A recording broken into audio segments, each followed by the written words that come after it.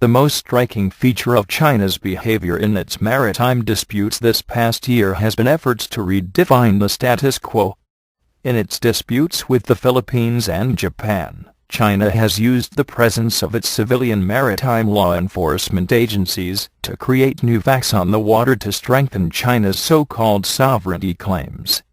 As Japan's Liberal Democratic Party National Defense Task Force announced on January 8 that it would increase the nation's defense budget by more than 100 billion yen, approximately $1.15 billion. 3 of 5 scenarios explored by the Defense Ministry recently involved the self-defense forces squaring off against the People's Liberation Army. The newly elected Liberal Democratic Party's National Defense Task Force has decided to boost the defense budget in response to an emboldened Beijing. The news came as the Foreign Ministry called in China's ambassador to protest over the latest dispatch of official vessels into waters around the Tokyo-controlled Senkaku Islands. Reports stated these contingencies involved North Korea's ballistic missiles, and Russia were among the scenarios the Defense Ministry explored. The top 3 all involved a crisis in the East China Sea. The first scenario examined a war between China and Japan over the disputed Yaoyu and Senkaku Islands in the East China Sea.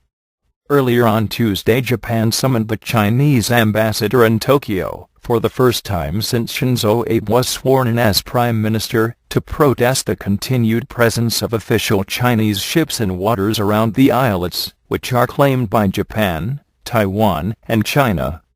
Another scenario, meanwhile, expands on a Senkaku contingency and looks at a widening war involving PLA attempts to seize the Ishigaki and Miyako Islands west of northern Taiwan.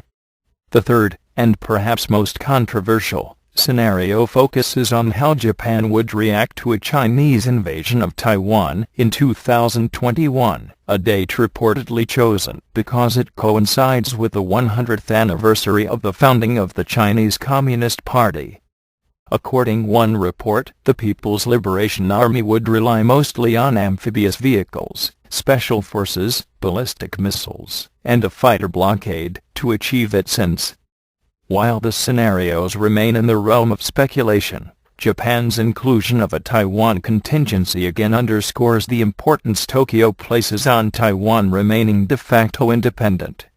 Certainly, China's assertiveness in 2012 in both the East China and the South China Sea has done little to reassure Tokyo that it could live comfortably with a CCP-controlled Taiwan so close to its waters and territory. As such, rather than being amenable to abandoning Taiwan, as a handful of U.S. academics have been arguing for the sake of improved ties with Beijing, Tokyo may become more inclined to ensure that the island continues to serve as a natural barrier to Chinese expansion. Japan's military is bound by the country's U.S.-imposed pacifist constitution, which restricts its ability to project power or to wage aggressive war. The United States stationed some 47,000 troops in the world's third-largest economy, in a legacy from the Second World War.